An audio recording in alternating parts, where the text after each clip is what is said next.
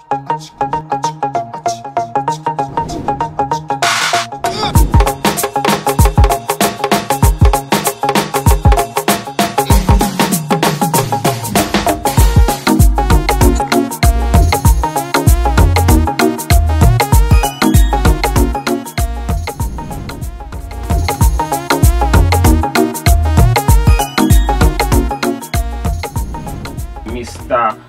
Omoyele, good morning and welcome to Omoyele, sir. Thank you so much for bringing me on your show. Good morning and a happy new month to Nigerians out there. Happy new month to you as well.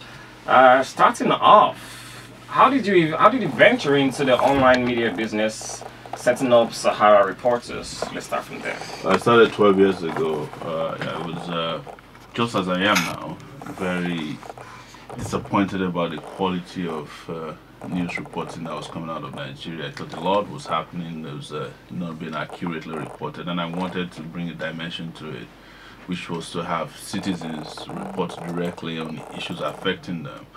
And so it was aided by technology, the advent of internet, and the deep penetration of internet in Nigeria helped to incentivize my feelings that this could become possible. So that was how it started. It started with a laptop, and 12 years later it became a global phenomenon, as you've described. It's done a lot of breaking stories both at home and abroad, and it's been competing very well in terms of bringing stories that otherwise you'd never have heard about or seen, especially shining light on the dark recesses of power in Nigeria over the last 12 years. We've done quite well, I have to say. I don't like to just praise myself too much, but because it wasn't just me, it was a lot of people who had confidence in that media movement. Okay, but how would you say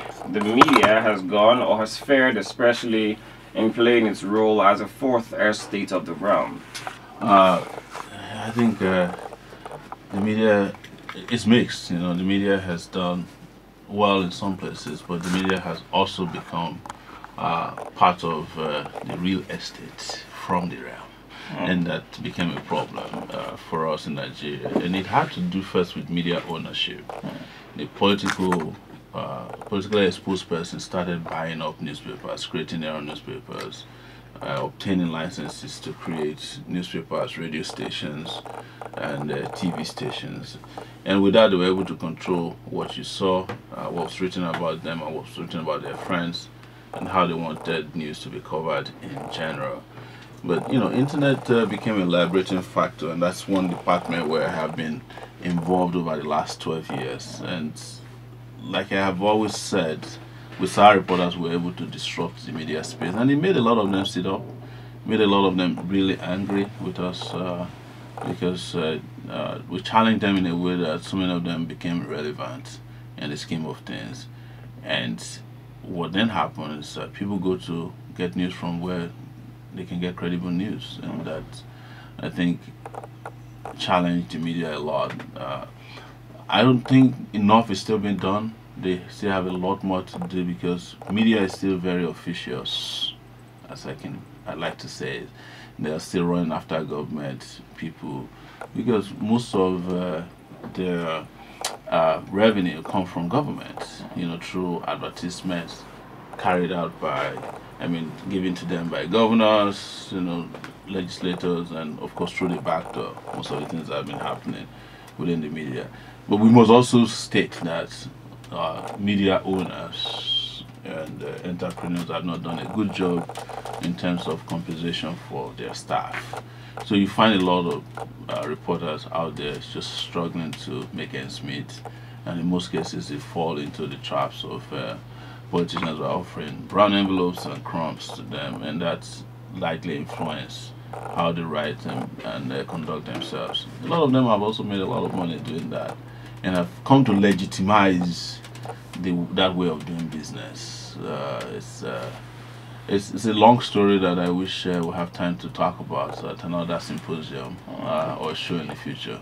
But have that syndrome, has it also affected you in one way or another? No, the brown envelope syndrome? No, it hasn't. I have said it several times that you can do legitimate media business without falling into the trap of people who are offering brown envelopes.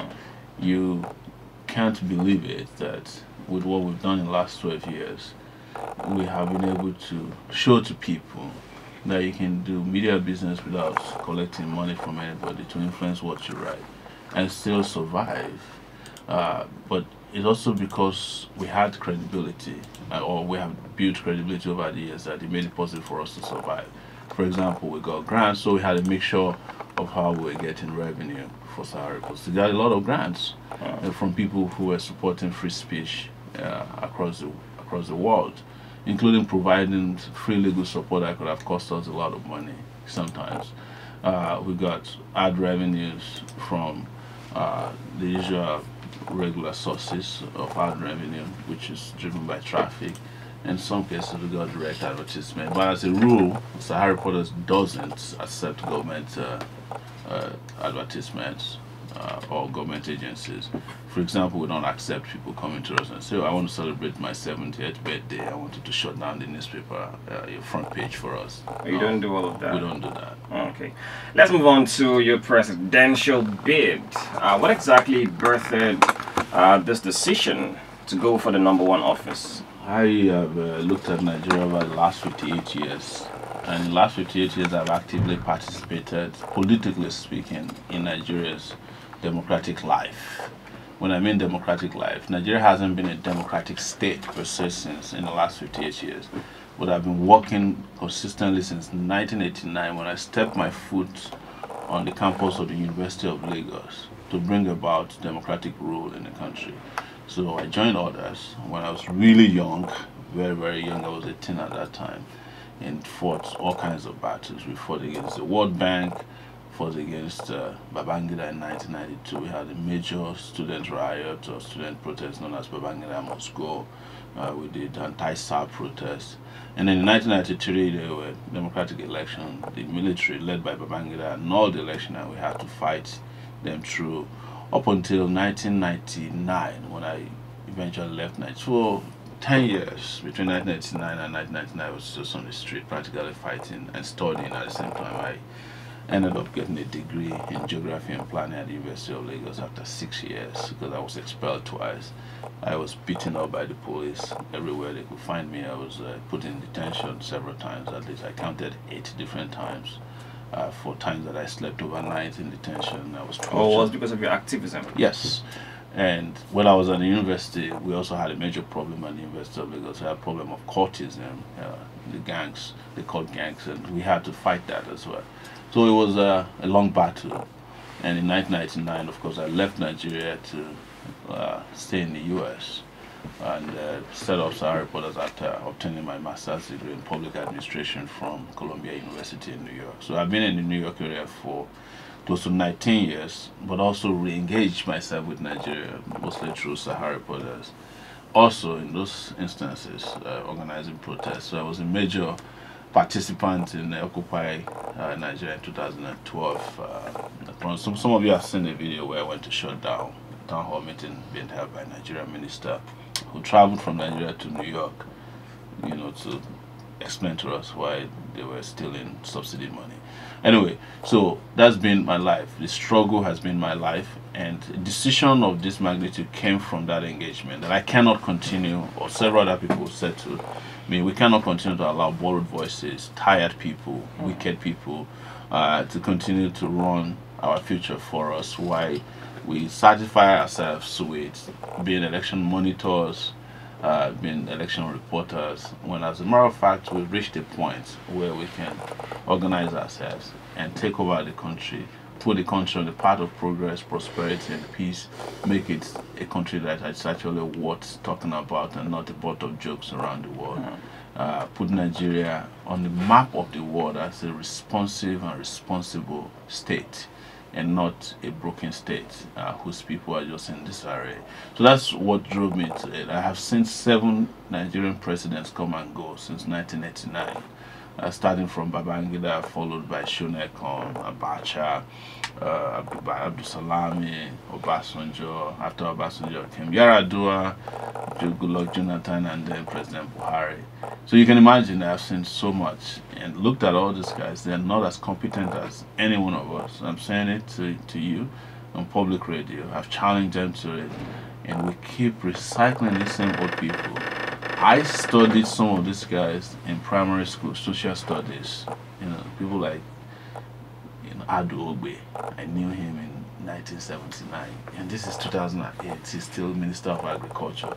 What do you think a country like? Where do you think such a country would go to when people with old ideas, expired way of thinking, are trying to run a country with an upwardly mobile young population of 70% of Nigeria, people below the age of 30. So it's just time for us to wake up. I've never been asleep, but I want more people to be woken up to this realization that we can run our country better than this, and we are the only ones who can do it for ourselves and not these old people, because they have nothing to offer. All right. Yes. Some people have said that being a media mogul, being a media expert, is quite different from being actively completely in politics, especially when it has to do with coming out for the #1 job. Say there's no one that you can actually get a match. It's not really about being controversial online. When it comes to politics, it's quite different. How would you respond to that? I would just say, Father, forgive them. Yeah. For they do not understand that it's just a lot more than just being a controversial person. You're seeing a guy who has led a lot of battles in his life. You're seeing a guy who created from nowhere a media platform that could compete anywhere in the world. You're seeing a guy here who's been exposed, who's seen things happen, who's made things happen before. These same people would also turn around and accuse me sometimes of being the one who has helped install government in this country. So who has helped change democratic practices. So it's a lot more than just some of the things you mentioned. It's more about character, it's more about integrity, it's about capacity, it's about competence, and it's also about will. That you need a fighter to be there in the presidency. Let me tell you, the only person who can be considered to be qualified or experienced to be a president, perhaps most, would have been a former president. But look at where we are with 2 former presidents as president. The country is, you can look out of the window what it is. So don't let us internalize the inferiority complex that because we are young and we don't look like them, or because we have never been former military leaders before, or that we have never stolen very well enough, we're not capable of running a country like this. One other thing they say that you probably haven't mentioned is that Nigeria is complex, complicated. It's a lie. It is a scare button that they make you press within yourself. I say to people, if Nigeria is complex and complicated, why is it so easy to steal in Nigeria? Why is it so easy to rob the country blind? Why is it so easy to run the country like this and get away with it? It's because it's not complicated. It's not even big. In the last 5 months, and I'm saying this on public radio, I've been the only aspirant who's contested for the presidency of Nigeria. That's including the president of Nigeria, who's been to the most number of states. As of yesterday, we've done 26 to 27 states of the Federation. Visiting places as remote as Zamfara State, Bini Kebbi in Kebbi, Argungu in Kebbi, Sokoto, we've been in Katsina, drove through Katsina, Kano, we've done town hall meetings in Kaduna, we've done in Owerri, in Port Harcourt, we've done in Benin, Akure, Ogbomoso, Oyo, we've done in Ekene, Chief Obafemi Awolowo's hometown, we've done in Abeokuta, done here in Abuja, and also to add to that, we've also done international engagements, engaging Nigerians, interacting with them, to ask them what is the future you want for yourself. And I can report back to you that all of us, the people we've met, are united to say, look, we have to do away with the old, ragged, corrupt, tired system. that the recycling that Nigeria has been undergoing is overdue for disengagement. And that's why we're here today, to breathe life into a future that all of us are expecting. We cannot afford not to take this moment. We cannot afford not to do this. This is the right time to do it. As I usually tell people, this is the best time to be alive in Nigeria. You know, in all of this, you actually said, looking at the precedents that you've called at every point in time, if they really didn't do well, what exactly is it that you intend to do differently, you know, from what they did? Also, looking at some of the challenges Nigeria is faced with, why it seems as though it is taking too long for some of this to be tackled or settled. What exactly would you do differently to address all of these issues? You see, Nigeria has been run as a disorganized system that is relying on just people's will and desire and intentions. So a Nigerian president wakes up and he just looks at the country and says, what do they want? I'll give it to them. You know? And sometimes if he doesn't wake up on time, nothing gets done. But what needs to happen is that Nigeria must start organizing itself in a way that we understand what our people need and how it should get to them. And we eliminate the middleman syndrome. We eliminate, you know, this tokenistic gift. Leaders of Nigeria should not see themselves as people who are helping Nigerians. Is that what it is at the moment? That's what it is. You know, anything they do something for you, they will go and stand in the place to commission the thing, even when it's not completed. So until the president is awake, nothing is being done. In this until country, he approves every single thing. Almost every single thing has to go through the president. And if the president is not awake and alive to his responsibilities, your economy will tank. It happened with Buhari. For 6 months, the man couldn't appoint his ministers. And Nigeria went into a recession as a result of that, economically speaking. Because there were no ministers. There was nobody working. Everybody was just working on what they referred even to derisively at that time as body language. Which country in the world do you govern with the language of your body? Right? So the language that the country understands is proper governance, institutions, systems, right? We don't have any of that. And when they are working only to the advantage of the people in power. When they are not working, they are working to the disadvantage of people who are not in power. Right? So until we get rid of all that, we are going nowhere. And for us to do it, you have to put people in position of authority who are capable of doing it. Forget about, oh, you know, it's because we are young. That's not the only reason why you should be president. Being young is not the only reason why someone should be elected as president. Otherwise, we might as well elect the young ones who have been in position of authority, who are now climbing trees and going into wilderness every day. But it has to do with a lot more than that. That's why I'm very clear about what needs to happen in this country. I have spelled them out in certain documents that's on our website. We have a manifesto. We have a bunch of programs that we refer to as SPICER, which will make security our priority, power, electricity. You don't get it right with electricity, forget about economy, infrastructure, fight corruption, create an economy that speaks to progress in Nigeria, that's about Nigerians, not economies that exist in PowerPoint presentations or the type that is all about the size of our foreign reserve as opposed to the size of our internal happiness. You know, so those are things that must be taken care of, that we should start addressing: health, education, agriculture, tourism. We call it SPICER heat. And this is just a few things that we have spelled out. But there's a lot of things that are ancillary to that, are connected to making Nigeria work for Nigerians, that we've already spelled out. Part of the reason why I traveled extensively in Nigeria is to see for myself so many of the things that people need. A need assessment tour. At the town hall meetings, I stood in front of people for hours answering questions. And you'll be surprised how many people have questions for you, including the people that we overlook and talk over all the time. I didn't go to rallies, because rallies are places you go to, they hold up your hand and everybody shout, you know, and then they distribute some money and you leave.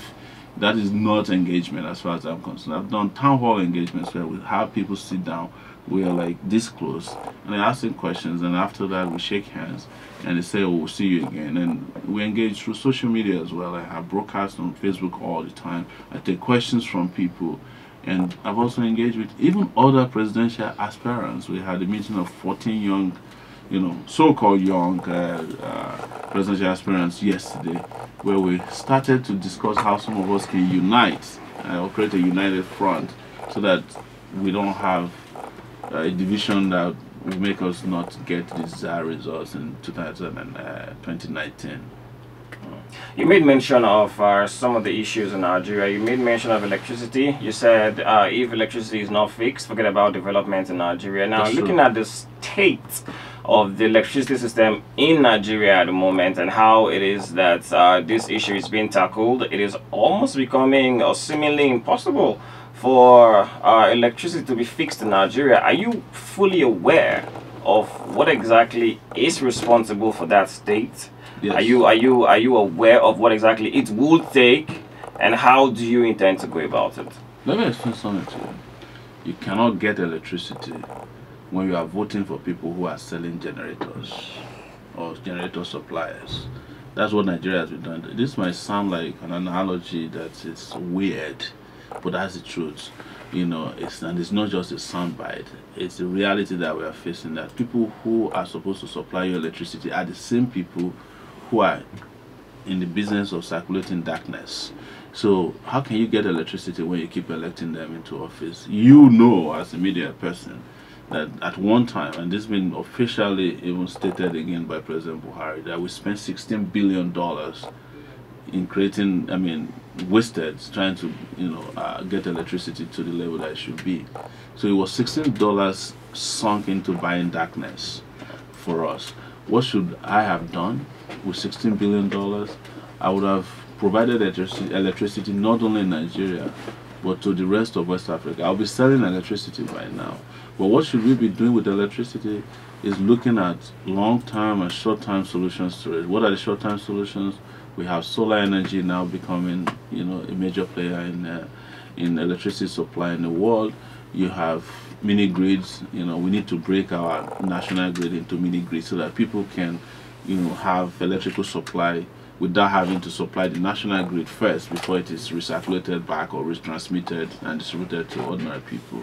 If Lagos wants to have electricity, they should be able to control how they get electricity. And you put all these mixes together, that will put us quickly and rapidly. We should not be generating less than 24 megawatts of electricity within 3 years. And I promise you that 4,500 of that will come from renewable energy, solar, right? And with gas, we have over 9 billion deposit of gas, the cubic feet deposit of gas in Ogoni land alone that's untapped. But you can't go to Ogoni today without first of all cleaning up what Shell did over there.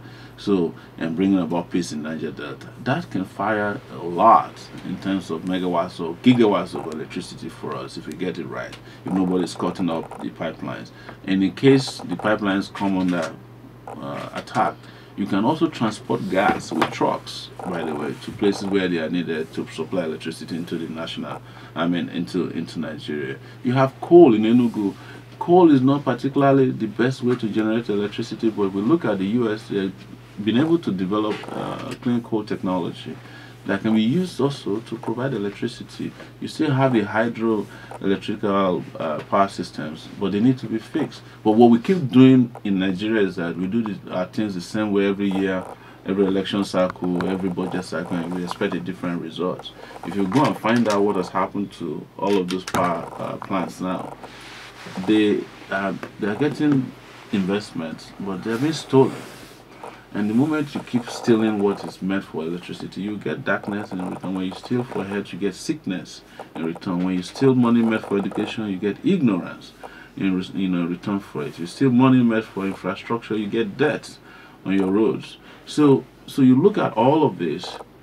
It is easy if you have the right guy there who says, look, this is an investment.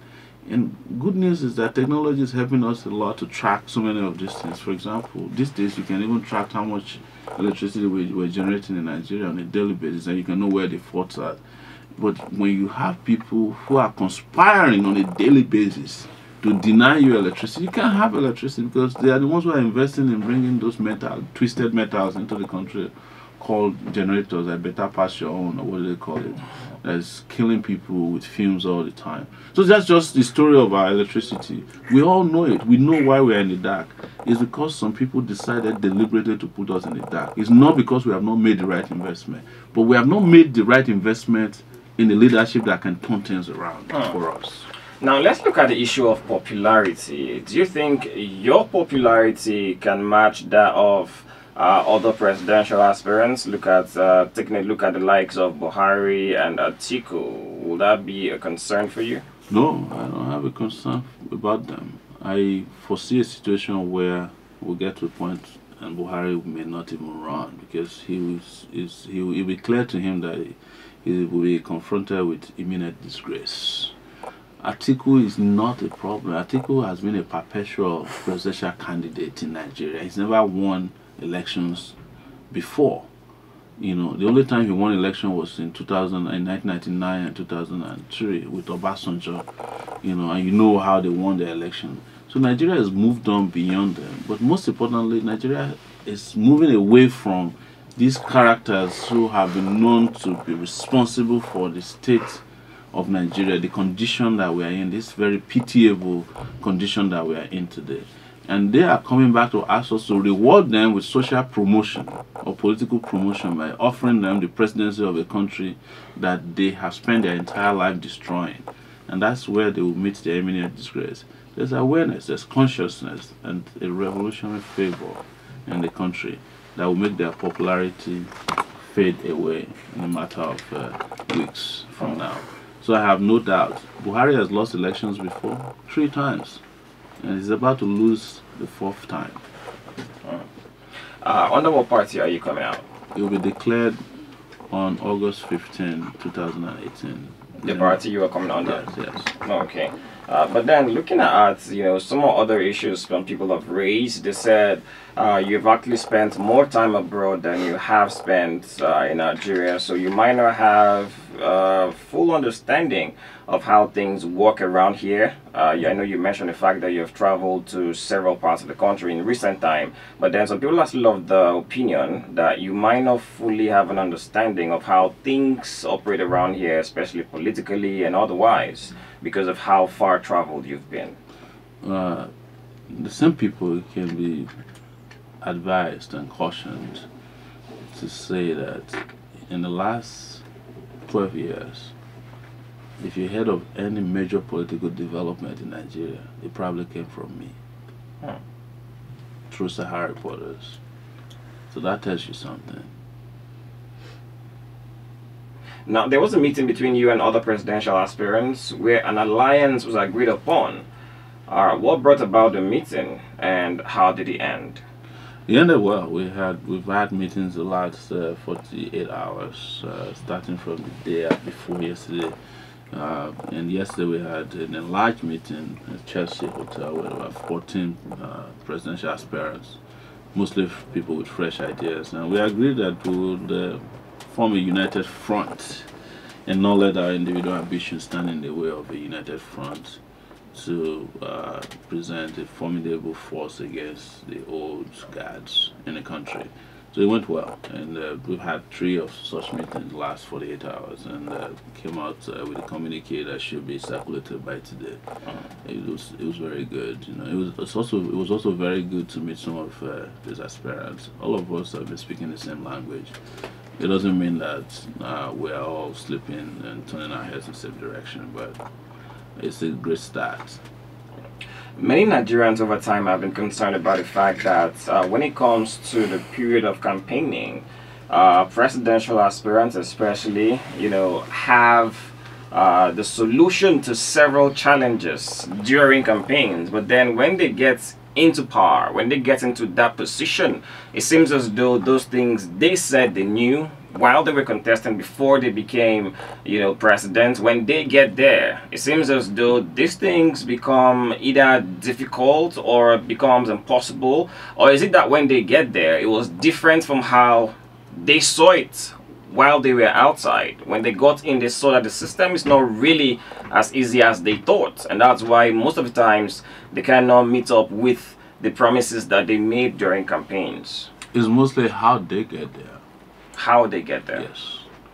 When people purchase the presidency and hand it over to someone who doesn't know what he's doing, and they control how those people operate within when they're in office, then the outcome you get is return on investment to the people who purchase the presidency to them. And that's why we have come as a movement. That's why we are raising funds transparently online and by asking Nigerians to support us so that we can get rid of the godfathers. What do you think has been Nigeria's biggest problem in the last 19 years of our democratic experiment or experience? It's been the role of godfathers, people who are not elected, who are in charge. We call them cabal sometimes. And they have been the ones holding Nigeria by the jugular. Some of them are within the economic sector, some of them are within the political sector, some of them are even within the religious sector. All of these guys combined together are the ones who are holding the destiny of Nigeria to ransom. And that's why I've said clearly, it's about how you get there. If you get there through a crooked means, you cannot produce. And most times, they deliberately choose the dumbest amongst us to run the country for us. I mean, these cabals, so that the person will not have the independence of mind to act. So are you saying Buhari is the dumbest? Oh my goodness, you should ask everybody who's been working with him. But what do you think? The impression I get is that sometimes he doesn't even know where he is. Or that he doesn't know what to do. But they like him because then this dumb people are easy to control. You just tell them what to do. It's just like marionettes. You just control them from. And this country has been able to expose the people who are behind Buhari and who but for a person like Buhari, he said he's one who will be difficult to control. So you mean he himself is also being controlled? Of course. What is controlling him? Ask his wife. She's one of them. She said it, that people are controlling him. She came out publicly and said, this is not the husband that I married. And even threatened not to vote for him for a second time. I mean, you saw that happen on BBC.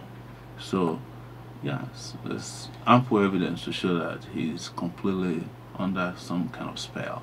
Now, looking at all these cabals you've talked about, do you think you have what it takes to match them?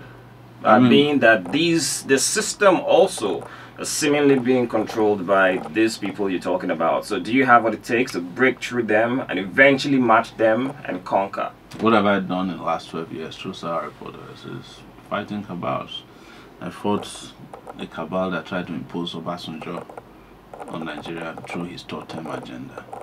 After Obasanjo left, there was a cabal known as the Yaradua cabal, led by his wife. It was through Sahara Reporters that this cabal was exposed and finally dismantled. After Yaradua left, Jonathan came with his own cabal, led by Desani and several other people in the business community, some of them in the religious community. They were buying jets left, right, and center, all of them, stealing oil money. We were the ones that exposed them. And we have scars to show for it. When Buhari came, he came with his own cabal. We fought and fought. When I came with Sahara Reporters last year, what did they do? They seized all the money that I came with because the cabals don't want me to be on ground. And you mentioned those cabals in this administration. Oh, it's a lot of them. I think, where's the chief of staff?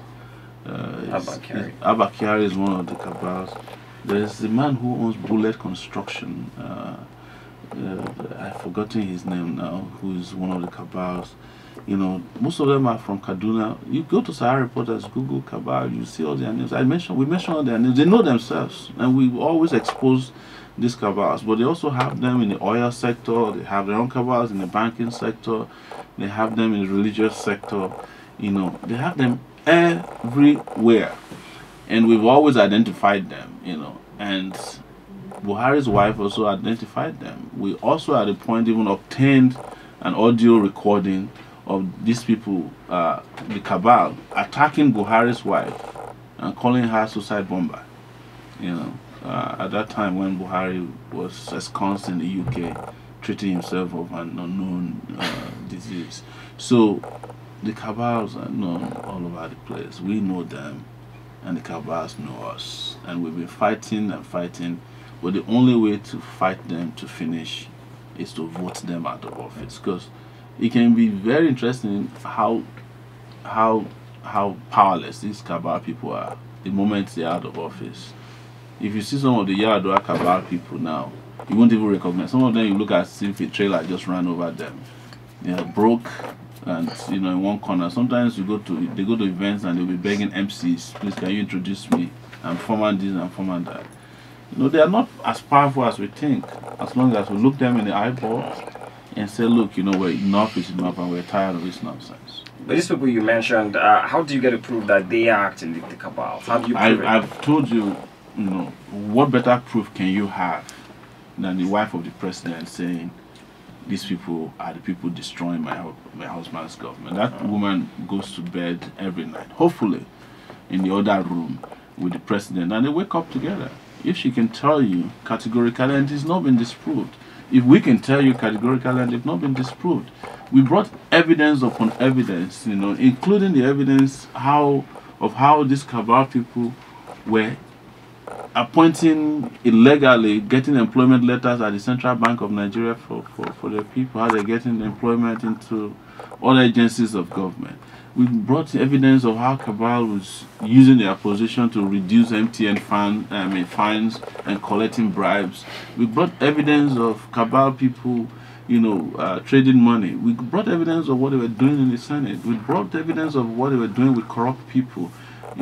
How they're influencing who should get arrested and who should not get arrested, how they're influencing judges. I don't know what else to tell you. This is what I've done for 12 years, and we've done particularly a good job at exposing the cabal under this government. And like I said, we have scars to show for it.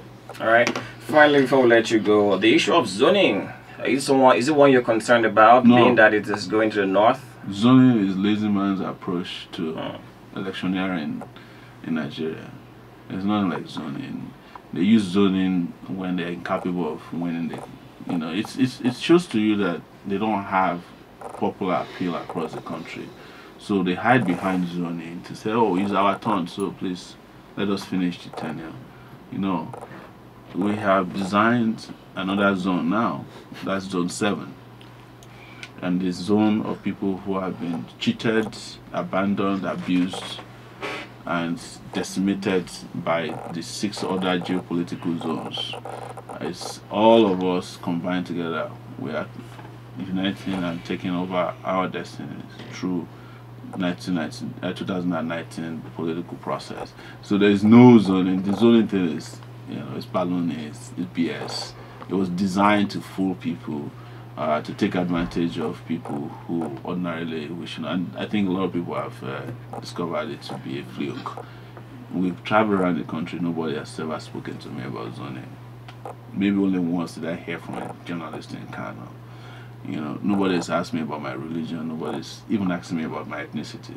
These are ways through which they divided us and used their opportunity to divide the spoils of office. When they're sharing money, when they're stealing, there's no zoning. When they are destroying this country, there's no zoning. It is when it is time to fool us that they bring out the zoning formula. They should call it the sharing formula instead. There's no zoning. All right. I don't give a damn about it. Thank you so much.